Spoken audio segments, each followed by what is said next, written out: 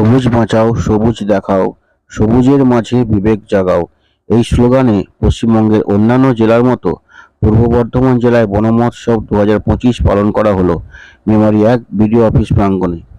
এই অনুষ্ঠান উপলক্ষে সকাল 11টায় মেমারির বামুনপাড়া মোড় থেকে বিডিও অফিস পর্যন্ত একটি বর্ণাঢ্য র্যালির আয়োজন করা হয়।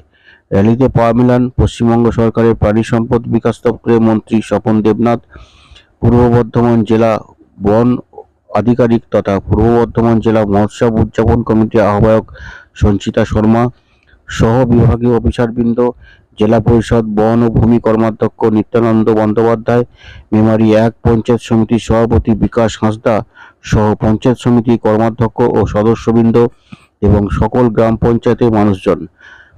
মঞ্চে উপস্থিত ছিলেন পূর্ব বর্ধমান জেলা পরিষদের সভাধিপতি শ্যামাপ্রসন্ন লোহার, সহ সভাধিপতি গার্গী নাহা সহ অন্যান্য কর্মাধ্যক্ষ ও সদস্যবৃন্দ।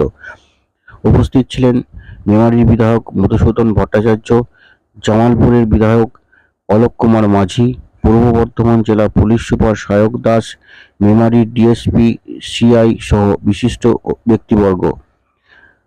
প্রদীপ প্রজ্বলনের পর ব্লক অফিস প্রাঙ্গণে অতিথিবর্গ বৃক্ষরোপণ করেন। বক্তব্যে সিসিএফও জানান, পূর্ব বর্ধমান জেলায় সমগ্র ভূমির 1% মাত্র অরণ্য। এডিএফও জানান, বন মহোৎসব উপলক্ষে জেলা থেকে প্রায় 4 লক্ষ গাছ প্রদান করা হচ্ছে এবং মেমারির উৎসব মঞ্চ থেকে 500 গাছের চারা প্রদান করা হচ্ছে।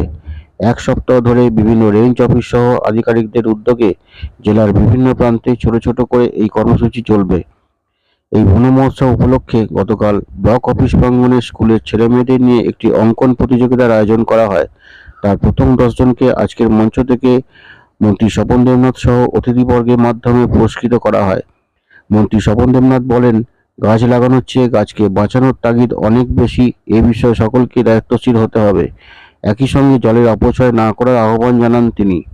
জেলা সভাধিপতি বন আধিকারিকের কাছে আবেদন করেন, মেমারি শহরে 5টি স্কুলের ছেলেমেয়েদের ফ্রিতে বর্ধমান রমনা বাগান পার্কে ঘুরে দেখানোর সুযোগ করে দিতে। ছেলেমেয়েরা পশু প্রাণী ছাড়াও গাছগাছালির সঙ্গে পরিচিত হতে পারবে। এই অনুষ্ঠানে নৃত্য, সঙ্গীত, আবৃত্তি, মূকাভিনয় সহ নানান সাংস্কৃতিক অনুষ্ঠান ছিল, যা উপস্থিত সকলে উপভোগ করেন। ব্যুরো রিপোর্ট, চয়ন বার্তা নিউজ।